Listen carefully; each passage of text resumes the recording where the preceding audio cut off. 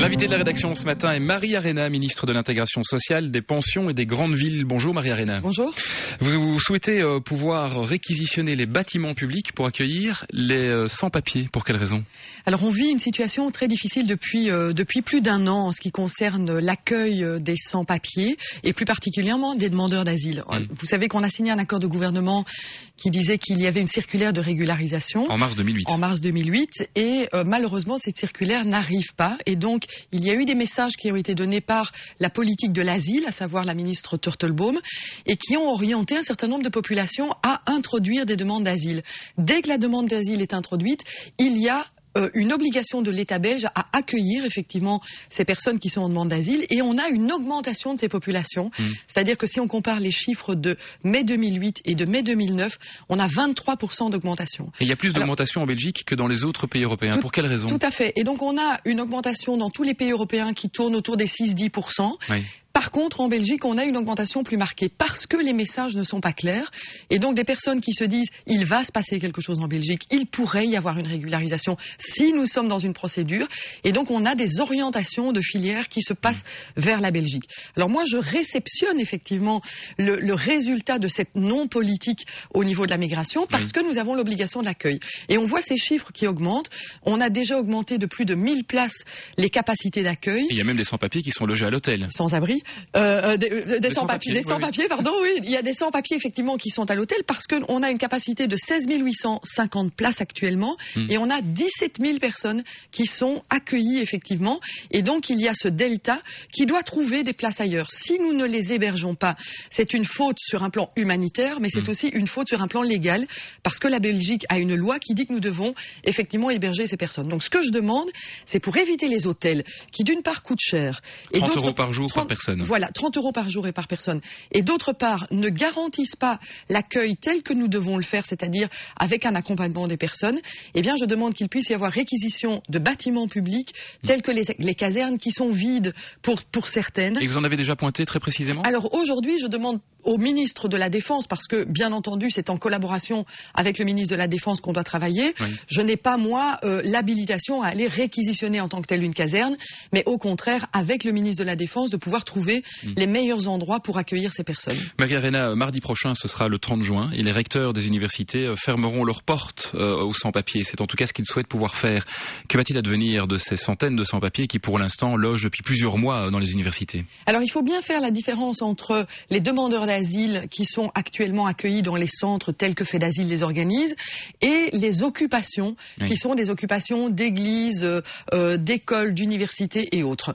Les occupations, ce sont vraiment des personnes qui, pour la plupart, sont des personnes qui attendent cette circulaire parce qu'ils rentreraient éventuellement dans un des trois critères, à savoir la régularisation pour longue procédure de demande d'asile, soit une régularisation par ancrage durable, ancrage local, soit une régularisation par le travail.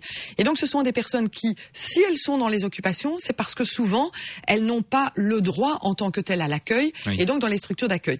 Elles sont en attente de la circulaire, non pas parce qu'elles ont la certitude d'être régularisées, mais parce qu'elles veulent des critères clairs et objectifs. Mais quand ces personnes ne pourront plus se loger dans les universités, où vont-elles pouvoir aller alors? C'est la difficulté, c'est la raison pour laquelle je demande qu'avant les vacances, nous puissions avoir un accord sur cette circulaire. Et vous y croyez? Parce que ça fait quand même plus de 15 mois, enfin il y a eu l'accord du gouvernement en mars 2008, c'était il y a 15 mois, mais il y avait déjà eu un accord en 2007, lors du premier gouvernement Le Terme. Tout à fait, et donc moi je pense que quand vous me demandez si j'y crois, vous savez, les 5 partis de cette majorité ont signé cet accord.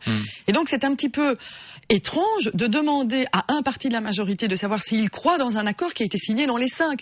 Moi je pars du principe que quand on signe un accord, on met en œuvre un accord. Enfin visiblement donc, ça ne se fait pas, il n'y a pas d'accord sur la mise en œuvre en tout cas. Moi ce que je demande c'est qu'on ne fasse pas un remake de l'année 2008, c'est-à-dire que les ministres et particulièrement la ministre Turtelbaum est partie en vacances alors même que le problème n'était pas réglé.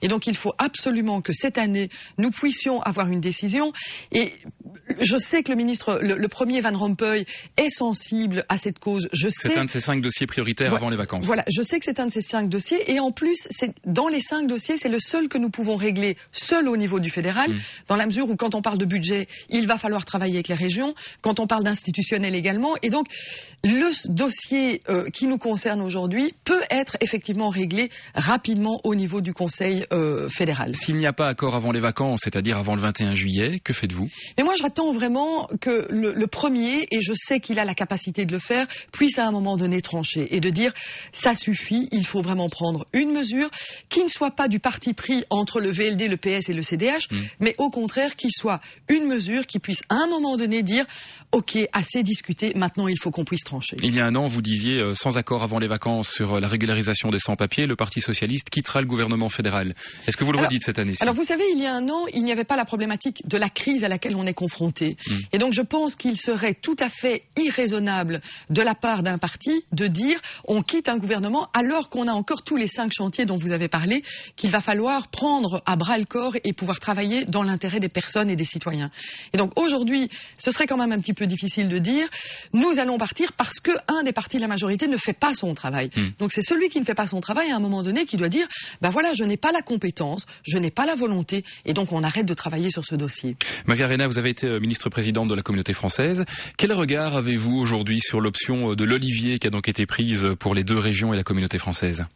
Alors moi je pense que c'est important de pouvoir travailler avec des partenaires qui partagent un point de vue tel que les écolos et le CDH. Alors c'est vrai qu'avec le CDH on a travaillé pendant cette législature à la Communauté française, mais j'ai eu énormément de contacts avec le groupe écolo au moment où on a travaillé sur les mesures de la communauté et écolo avait pour la plupart des mesures un sentiment favorable par rapport à ce que nous faisions. Oui. Et donc sur la Communauté française, je pense que nous aurons au contraire, je dirais, plus de facilité encore à intégrer les mesures que le groupe écolo avait envie et a d'ailleurs soutenu pour la plupart au niveau de la Communauté française. Ceci dit, il y a un vrai problème budgétaire à la Communauté française. Pour la nouvelle législature, il y a déjà un trou de 500 millions d'euros. Alors je pense que ce qui est important de dire par rapport à la situation budgétaire, ce n'est pas les dépenses engendrées par la communauté qui font le trou, mais les modifications de critères de financement de la Communauté française qui font le trou. C'est-à-dire qu'il y a moins de rentrées, c'est ça que vous voulez dire? Il y a moins de rentrées au niveau du budget de la communauté. Alors moi je pense qu'il va falloir clairement faire un certain nombre de priorités, mais clairement ce n'est pas dans l'enseignement qu'il faut faire des économies. Vous le savez, c'est le seul moyen que nous avons de sortir les jeunes d'une situation d'impasse aujourd'hui. Merci beaucoup Maria-Arena, bonne journée.